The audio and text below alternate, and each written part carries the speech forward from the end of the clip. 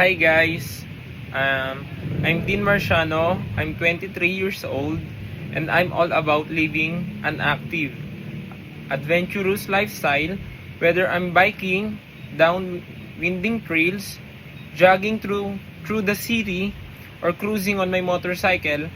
I'm always on the move, but it doesn't stop there.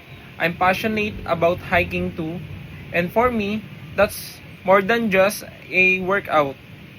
It's about disconnecting from the hustle and getting closer to nature while pushing myself to explore new places and reach new heights. One of my biggest drives is seeking now challenges.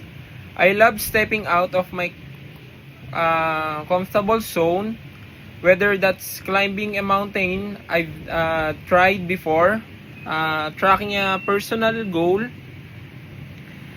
and that seems just out of reach. It's about growth, both physically and mentally, and there's nothing more rewarding than seeing yourself improve in ways you didn't think were possible. For me, life's all about the journey, finding new experience, learning along the way, and constantly pushing to be better.